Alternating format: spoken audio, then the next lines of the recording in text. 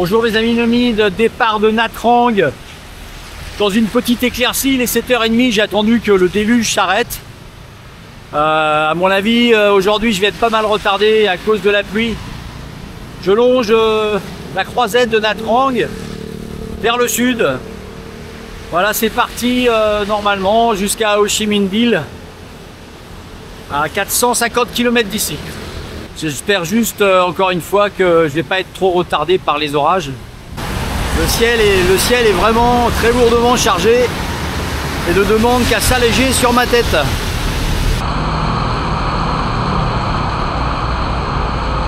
Bon ben, fallait s'y attendre. Et forcément, je suis dans un endroit où il n'y a pas un abri, il n'y a rien. Pas un truc, même pas un arbre. C'est génial, non? Oh, oh. La douche à chaque voiture.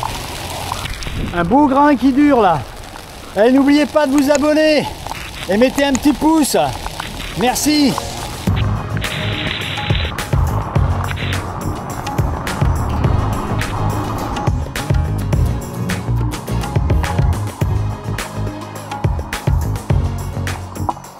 Et comme disait Victor Hugo, qui vivait dans le nord-ouest, je vais pas dire où parce que sinon je vais faire des mécontents.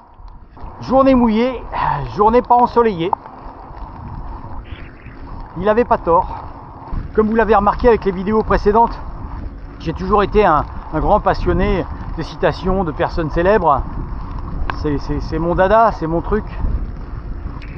J'ai découvert un truc de sculpture sur bois, mais incroyable. Regardez la taille des sièges.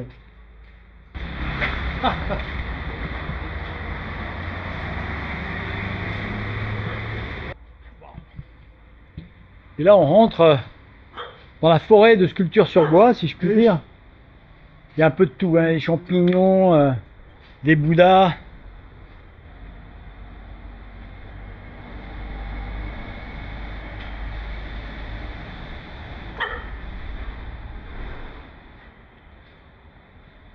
C'est fou, on dirait, c'est comme un musée, quoi. Mais tout est à vendre, hein.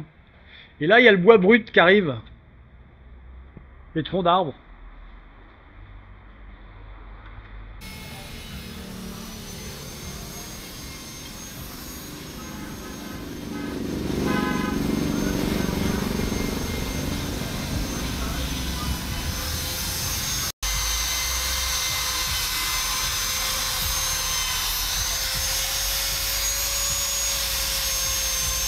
C'est vraiment impressionnant. Bravo, okay. Bravo. Un travail incroyable. Alors je traverse une petite vallée où il y a une forêt de moulins à vent. Ce qui est assez remarquable et étonnant dans ce pays qui n'est pas vraiment porté sur l'énergie renouvelable. Depuis que je suis parti, je n'ai pas vu un seul panneau solaire. Tout ce que j'aime comme environnement. Mais bon, je suis content de prendre ma douche chaude le soir, hein. Et en même temps, il faut bien traiter toute l'électricité qui arrive, toutes ces éoliennes qui tournent. Il y en a encore un champ, une plantation devant moi là. Et comme disait Léonard de Vinci, qui était en avance sur son temps, le jour où tout le monde acceptera de prendre des douches froides, été comme hiver, on pourra peut-être parler écologie. Je viens d'avoir l'explication de ces fameux haut-parleurs sur les toits des maisons dans la campagne. Moi, je pensais que c'était pour effrayer les oiseaux au départ, mais non, pas du tout. C'est pour attirer les hirondelles. Donc, mon ami au musée Yersin me dit que c'est pour attirer les salanganes. C'est une sorte d'hirondelle qui nidifie près des haut-parleurs. Et ainsi, on peut récupérer le nid qui se vend pour manger jusqu'à 100 € les 100 grammes. Impressionnant, non? Et je connais enfin le dernier mot de l'histoire. Et d'ailleurs, on voit, c'est carrément des blocos. Et il y a des trous partout. C'est pour que les hirondelles puissent nicher. J'ai compris. Et des blocos pour que personne vienne piquer les nids d'hirondelles. Voilà, enfin. Là, on voit bien à quoi ça ressemble. Et on entend bien le bruit. Ça circule pas. Pour une fois, il n'y a pas de bruit autour.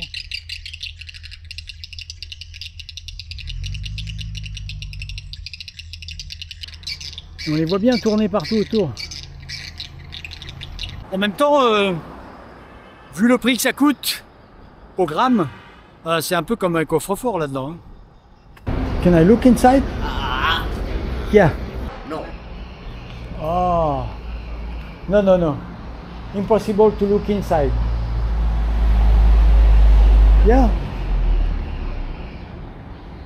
Bon, visiblement, il veut pas que je visite, c'est encore moins avec la caméra. L'histoire des nids d'hirondelles, ça redonnerait soi-disant de la force. Ça serait régénérateur, surtout pour les personnes âgées. C'est ce qu'on m'a dit ici. Hein. Comme les noix qui rendent intelligent parce que ça a la forme d'un cerveau. Putain, ça va loin. Ça va loin la bêtise humaine. Hein. Il y en a certains, il ferait bien en manger des noix. Elles sont gavées même. Si on leur disait qu'en mangeant des papillons, ils arriveraient à voler, ils boufferaient des papillons, ces couillons.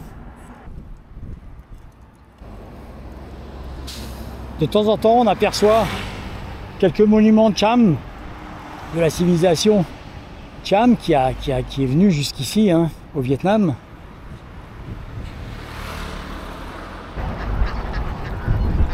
Bon, une belle plantation de canards. Bon, c'est une longue route vers Ho Chi Minh. Aujourd'hui, j'aurais fait 90 km, mais plus j'y pense et plus il y a des impondérables qui font que je n'ai aucune idée de quand j'arriverai là-bas. Au début, c'était s'il y a du vent de face, s'il y a la pluie. Aujourd'hui, la pluie m'a beaucoup freiné. Bon, si je suis fatigué ou pas. Il y a aussi un autre truc que j'avais pas prévu. C'est les nuits courtes. Parce que si j'arrive pas à dormir, je suis fatigué. Je suis fatigué, pas à cause des muscles, mais parce que je suis fatigué. Mentalement fatigué, psychologiquement fatigué parce que j'arrive pas à dormir. Et il y a beaucoup de choses qui rentrent en ligne de compte la nuit, c'est entre les chiens qui aboient, les chiots qui pleurent, parce qu'ils sont tous des chiots. Ce matin, Natrang, 5 h du matin, les haut-parleurs dans la rue avec la musique. Je comprends pas. Enfin, c'est une autre vie, quoi.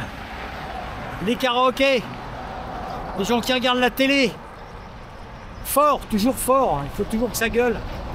C'est impressionnant. Les klaxons de bateaux, des camions, des bus qui klaxonnent, mais comme des malades, mais vraiment des malades, quoi. Même quand il n'y a pas grand-chose, il n'y a rien. Donc voilà, c'était un truc qui n'était pas dans mes pensées avant de partir. Ben, il faut en tenir compte. Les nuits courtes. Je m'asiatise complètement. Hein.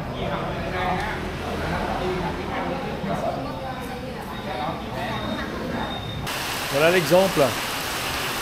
Ce matin, je me suis levé à 5 h 30 et ils annoncent de la pluie. Ils annoncent de la pluie jusqu'à 8 h 30, donc là, ouais, je suis sérieusement retardé, quoi. Et cette sensation désagréable ce matin d'enfiler les chaussures mouillées, et là, c'est bon pour la journée, quoi. Eux, ils ont tous des tongs. Moi, je peux pas pédaler en tongs, ça va pas le faire.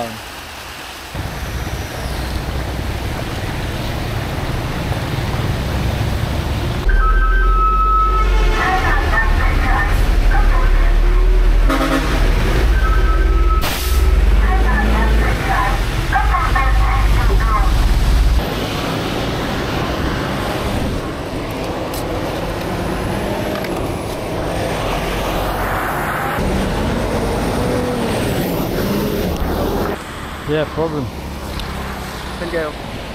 Bon, bah, je viens de ramasser quelqu'un qui s'est vautré par terre. Super vol plané. La mobilette, enfin le scooter est bien abîmé. Hein. Et tout ça, juste avant, je voulais vous dire que 4 heures de pluie, j'ai pas encore vu 4 heures de pluie depuis le début que je suis parti. 4 heures de déluge depuis 6 heures ce matin. Donc là, je quitte Phan Rhan, ou Ran Phang, je ne sais plus comment ça s'appelle. Il est 10 heures. Je suis en train de traverser le pays du Ngoc Mam. Je vous dis pas l'odeur. De temps en temps, il y a les cuves qui sont au bord de la route pour montrer que c'est eux qui le font. C'est une odeur... c'est dur. Oh, oh, oh. Voilà donc les cuves à New Mam. Donc là, il y en a quelques litres. Hein. Et elles sont en train de mettre en bouteille. Can I see one? Can I see one? Yeah, thank you. Alors chacun fait son New Mam quoi. Thank you. Come on. Alors c'est fait dans d'immenses tonneaux, vous avez vu, comme on ferait le vin, sauf que ça n'a pas la même odeur. Savez-vous comment on fait le New Mam? C'est pas compliqué. Vous achetez 3 cuves, 3 gros tonneaux comme vous avez vu. Vous achetez 6 tonnes de poisson, du maquereau, de la sardine, l'anchois. L'anchois c'est mieux. Hein. Ensuite vous achetez 3 tonnes de sel. Et puis vous mélangez tout ça, vous répartissez dans les cuves, vous remplissez d'eau, vous recouvrez d'eau. Et puis vous attendez une petite année quoi, que ça saumonne, que ça saumure. Puis une fois que c'est bien saumuré, et ben vous récupérez le jus et vous avez votre New Mam. C'est pas compliqué. C'est la première fois de ma vie que j'essaie de pédaler vite pour fuir un orage. Essayez de l'éviter. C'est complètement débile. On va essayer de conjurer le sort. Je ferme les écoutilles. Je fonce, mais ça menace. Il y a déjà les quelques gouttes qui arrivent. Bon bah c'est raté. C'est bizarre, hein, les nuages vont plus vite que moi. Pourtant je pédalais. Hein. Je me suis un peu planté dans la saison quand même. On va pas reculer. Hein. Comme disait Napoléon, reculer, c'est renoncer.